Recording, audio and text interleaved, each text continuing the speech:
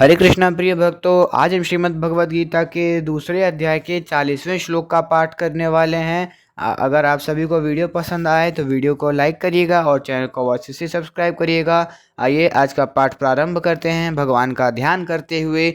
भगवान का ध्यान हम इन मंत्रों के द्वारा करेंगे।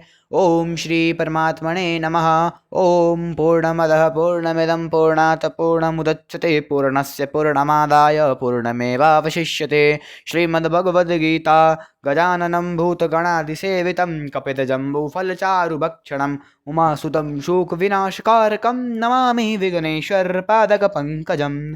ध्यानाभ्यासवशीकृतेन मनसा तन्निर्गुणं निष्क्रियं ज्योतिः किञ्चन योगिनो यदि परं पश्यन्ति पश्यन्तु ते अस्माकं तु तदेव लोचन चमत्काराय भूयाच्चिरं कलिन्दी पुलिनोदरे किमपि यन्निल्लं महोधावति यावन्निरञ्जनमजं पुरुषं जरन्तं सञ्चिन्तयामि निखिले जगति स्फुरन्तम् तावद्बलात् स्फुरति हन्तः हृदन्तरे मे गोपश्च कोऽपि शिशुरञ्जपुञ्जमञ्जुः न वेद्यां येषां शरणमपि षण्ण च गुणाः परित्यक्ता लोकैरपि वृजनयुक्ताः श्रुतिजडाः शरण्यं यन्ते अपि प्रसिद्धगुणमाश्रित्य सूदना विमुक्तास्तं वन्दे यदुपतिमहं कृष्णमलजम्।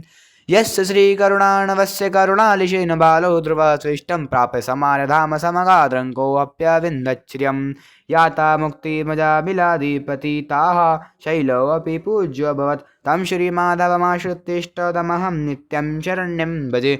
वसुदेवसुतं देवं कंसचारुणमर्दनं देवकी परमानन्दं कृष्णं वन्दे जगद्गुरुं। नारायणं नमस्कृत्य नरं चैव नरोत्तमं देवीं सरस्वतीं व्यासं ततो जयमुदीरयेत्। हरे कृष्ण कृष्ण कृष्ण हरे हरे, हरे राम राम राम हरे हरे। आज का श्लोक। नेहाभिक्रमनाशो अस्ति प्रत्यवाहो न वेद्यते स्वल्पमस्य धर्मस्य त्रायते महतो भयात्। इसका शब्दार्थ, यह मनुष्य लोक में अस्य इस संबुद्धि रूप धर्मस्य धर्म के अभिक्रमनाशः आरंभ का नाश नहीं अस्ति होता तथा इसके अनुष्ठान का प्रत्यवायः उल्टा फल भी नहीं विद्यते होता और इसका स्वल्पम थोड़ा सा अपि भी अनुष्ठान महतः जन्म मरण रूप महान भयात भय से त्रायते रक्षा कर लेता है। अर्थात इस कर्म योग में आरंभ का अर्थात बीज का नाश नहीं है और उल्टा फल रूप दोष भी नहीं है, बल्कि इस कर्म योग रूप धर्म का थोड़ा सा भी साधन जन्म मृत्यु रूप महान भय से रक्षा कर लेता है। इस श्लोक की व्याख्या। नेहाभिक्रमनाशो अस्ति। इस समबुद्धि समता का केवल आरंभ ही हो जाए तो उस आरंभ का भी नाश नहीं होता। मन में समता प्राप्त करने की जो लालसा उत्कंठा लगी रहती है, यही इस समता का आरंभ होता है। इस आरंभ का कभी अभाव नहीं होता, क्योंकि सत्य वस्तु लालसा भी सत्य ही होती है। यहाँ यह कहने का तात्पर्य है कि इस मनुष्य लोक में यह मनुष्य ही इस संबुद्धि को प्राप्त करने का अधिकारी है। मनुष्य के सिवाय दूसरी सभी भोग योनियां हैं, अतः उन योनियों में विषमता का नाश करने का अवसर नहीं है, क्योंकि भोग राग द्वेष पूर्वक ही होते हैं। यदि राग द्वेष न हो तो भोग होगा ही नहीं, प्रत्युत साधन ही होगा।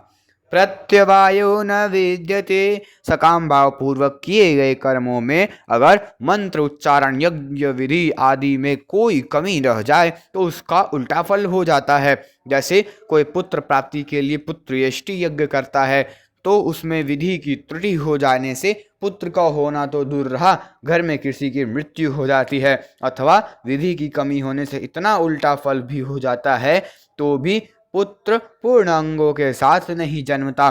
परंतु जो मनुष्य इस संबुद्धि को अपने अनुष्ठान में लाने का प्रयत्न करता है, उसके प्रयत्न का अनुष्ठान का कभी भी उल्टा फल नहीं होता, कारण कि उसके अनुष्ठान में फल की इच्छा नहीं होती। जब तक फलेच्छा रहती है तब तक समता नहीं आती, और समता आने पर फलेच्छा नहीं रहती, अतः उसके अनुष्ठान का विपरीत फल होता ही नहीं, होना संभव ही नहीं। विपरीत फल क्या है? संसार में विषमता का होना ही विपरीत फल है। सांसारिक किसी कार्य में राग होना और किसी कार्य में द्वेष होना ही विषमता है, और इसी विषमता से जन्म मरण रूप बंधन होता है। परंतु मनुष्य में जब समता आती है तब राग द्वेष नहीं रहते, और राग द्वेष के न रहने से विषमता नहीं रहती, तो फिर उसका विपरीत फल होने का कोई कारण ही नहीं है।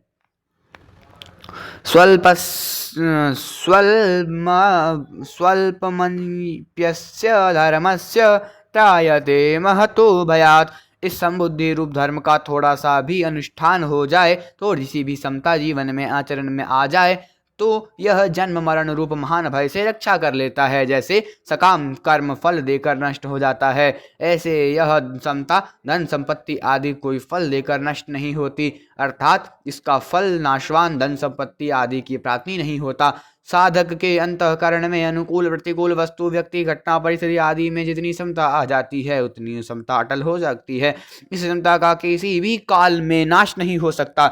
जैसे योग भ्रष्ट की साधन अवस्था में जितनी समता आ जाती है, जितनी साधन सामग्री हो जाती है, उसका स्वर्ग आदि ऊंचे लोकों में बहुत वर्षों तक सुख भोगने पर और मृत्यु लोक में श्रीमानों के घर में भोग भोगने पर भी नाश नहीं होता। यह समता साधन सामग्री कभी किंचन मात्र भी खर्च नहीं होती, प्रत्युत सदा ज्यों की त्यों सुरक्षित रहती है, क्योंकि यह सत है, सदा रहने वाली है।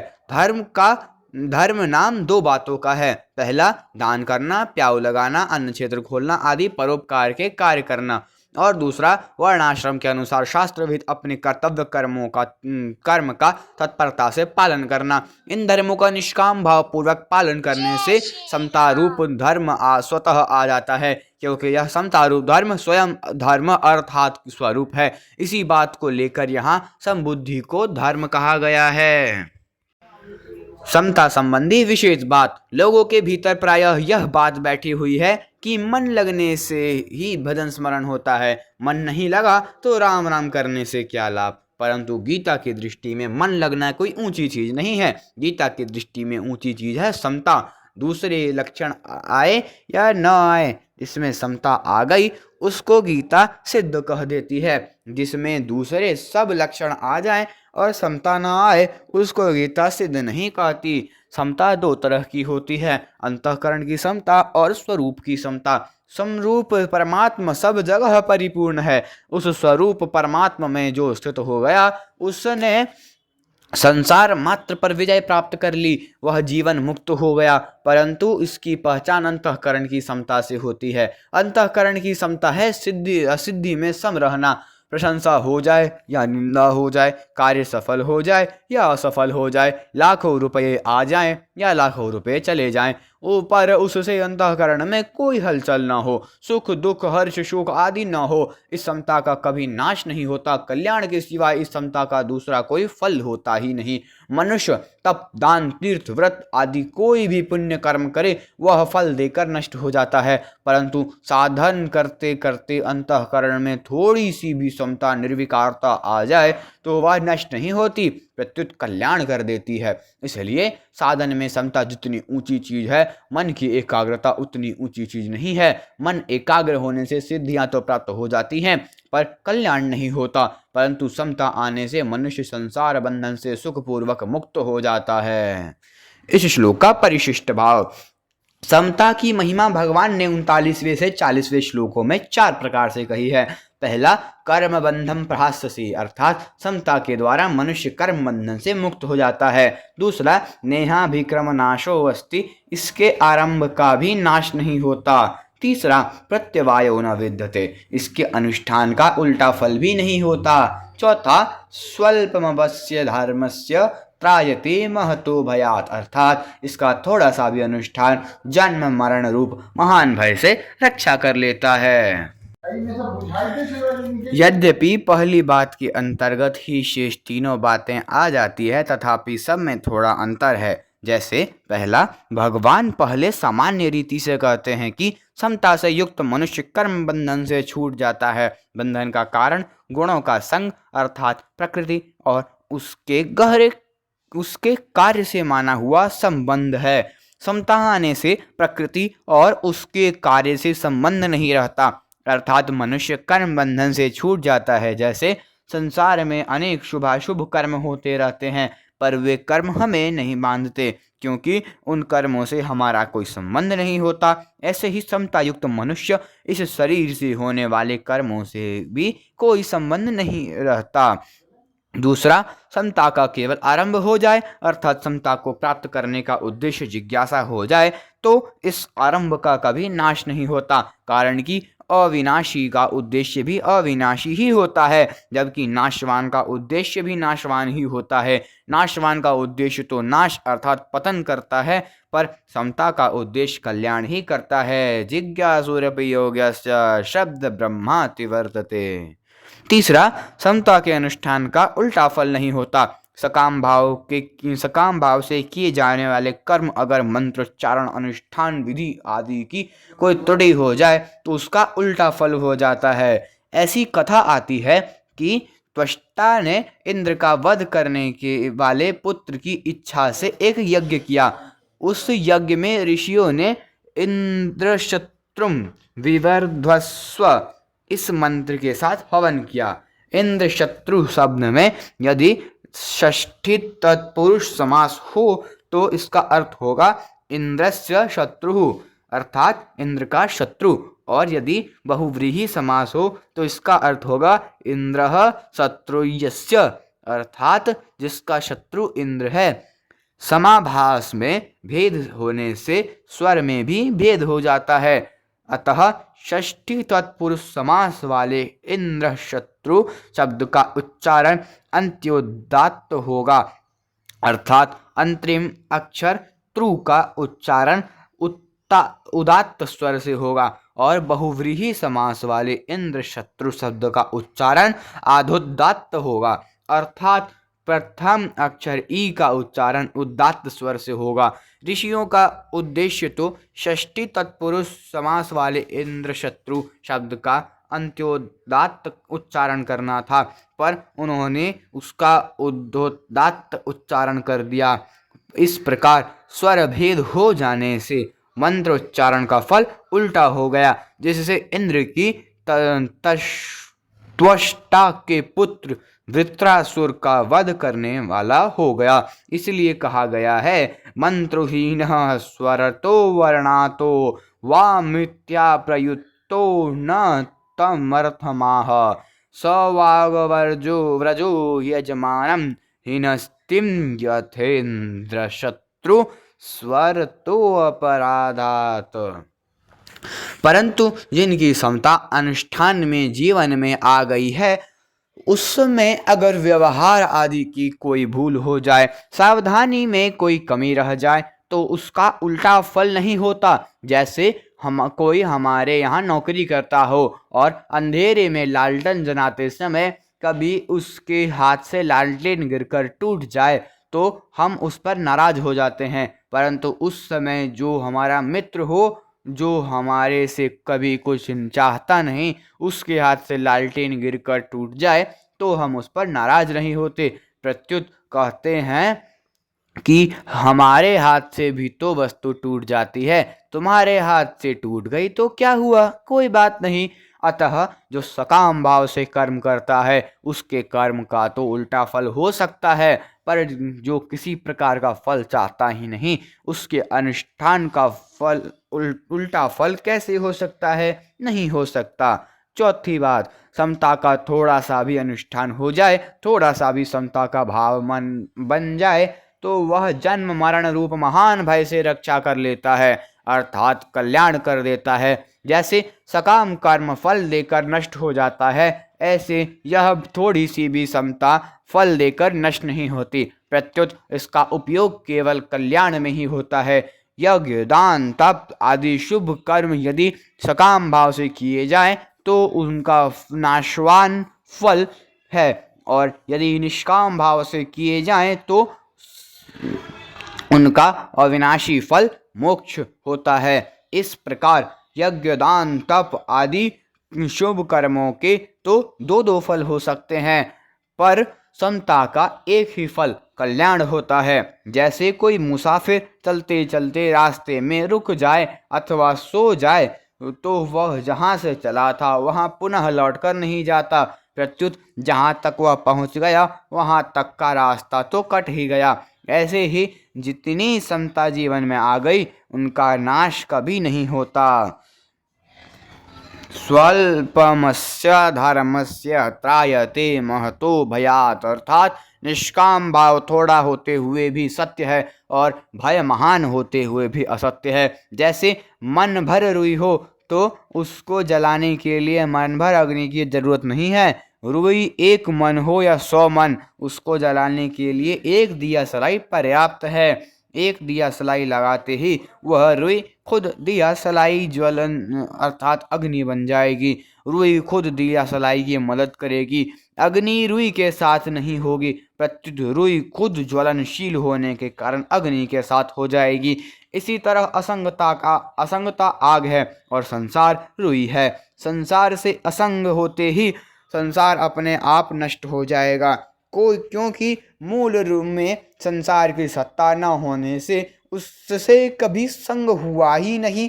थोड़े से थोड़ा त्याग भी सत्य है और बड़ी से बड़ी क्रिया भी असत्य है। क्रिया का तो अंत होता है पर त्याग अनंत होता है। इसलिए यज्ञ, दान, तप आदि क्रियाएं तो फल देकर नष्ट हो जाती हैं, पर त्याग कभी नष्ट नहीं होता। त्यागात् शांति नंतरम, एक अहम के त्याग से अनंत सृष्टि का त्याग हो जाता है, क्योंकि हमने ही संपूर्ण जगत को धारण कर रखा है। जैसे कितनी ही घास हो क्या अग्नि के सामने टिक सकती है, कितना ही अंधेरा हो क्या प्रकाश के सामने टिक सकता है। अंधेरे और प्रकाश में लड़ाई हो जाए तो क्या अंधेरा जीत जाएगा? ऐसे ही अज्ञान और ज्ञान की लड़ाई हो जाए तो क्या अज्ञान जीत जाएगा? महान से महान भय क्या अभय के सामने टिक सकता है? समता थोड़ी हो तो भी पूरी है और भय महान हो तो भी अधूरा है। स्वल्प समता भी महान है क्योंकि वह सच्ची है, और महान भय भी स्वल्प है क्योंकि वह कच्चा है। समता को, निष्काम भाव को स्वल्प कहने का क्या तात्पर्य है? निष्काम भाव तो महान है, पर हमारी समझ में, हमारे अनुभव में थोड़ा आने से उसको स्वल्प कह दिया है। वास्तव में समझ थोड़ी हुई, समता थोड़ी नहीं हुई। उधर हमारी दृष्टि कम गई है तो हमारी दृष्टि में कमी है, तत्व में कमी नहीं है। इसी तरह हमने असत को ज़्यादा आदर दे दिया तो असत महान नहीं हुआ, प्रत्युत हमारा आदर महान हुआ। इसलिए अगर हम सत का अधिक आदर करें तो सत महान हो जाएगा, अर्थात उसकी महत्ता का अनुभव हो जाएगा, और असत का अनादर आदर न करें तो असत स्वल्प हो जाएगा। वास्तव में असत महान हो या स्वल्प उसकी सत्ता नहीं है। ना सतो विद्यते भावः, और सत महान हो या स्वल्प उसकी सत्ता नित्य निरंतर विद्यमान है। ना भावो विद्यते सतः, इसलिए उपनिषदों में परमात्म तत्व को अणु से भी अणु और महान से भी महान कहा गया है। अरोरणीयान महतो महीयान। आज का यह श्लोक संपूर्ण हुआ। अगला श्लोक 39वें श्लोक में भगवान ने जिन संबुद्धि को योग में सुनने के लिए कहा था उसी संबुद्धि को प्राप्त करने का साधन आगे के श्लोक में बताते हैं।